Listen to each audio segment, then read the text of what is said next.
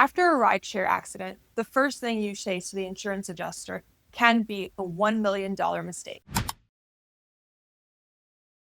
If you're a passenger, your first instinct is to be nice. The other driver was clearly at fault. So you tell the rideshare adjuster, my driver did nothing wrong. You've just made a massive error. Here's why that's a trap and what you need to do instead. Rideshare companies, Uber, Lyft, whoever generally carry $1 million policy in insurance coverage for their passengers. But the person who hit you in Indiana, they might only have the state minimum, which is $25,000.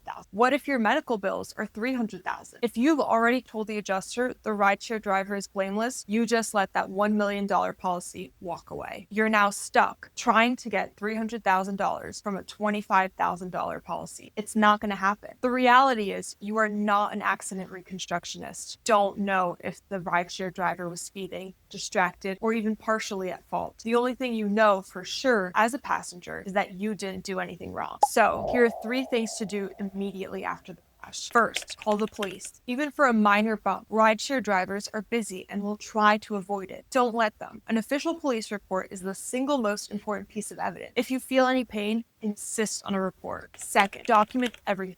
While you wait for the police, become a detective. Take photos of the car damage, license plate, traffic lights, and the intersection, then switch to video. I tell my clients to record a slow video of the entire scene. You can even put your phone in your pocket like a body cam to record conversations if it's safe to do so. Third, and this is an Indiana specific warning, wear your seatbelt. I know it's basic, but Indiana has a strange law. If you are not wearing a seatbelt, a jury is allowed to hear that and they could reduce your settlement even if you did nothing else wrong. So buckle up. Now for the traps. Trap number 1, the rideshare app. You do need to report the accident through the app to start the claim, but be careful. Anything you type into that details box can be used against you. Be honest, be brief. Stick to the facts, not opinions. Trap number 2, the adjuster's phone call. Within 24 hours, an adjuster from the rideshare's company will call you. They will sound very friendly. They are not your friend. Their job is to get you to say things that lower the value of your claim. This is when you use the magic words. Do not give a recorded statement without speaking to a lawyer. You can simply say, I'm not prepared to give a statement right now. I'm focused on my medical care. And remember that what we said at the start, do not say my driver did nothing wrong.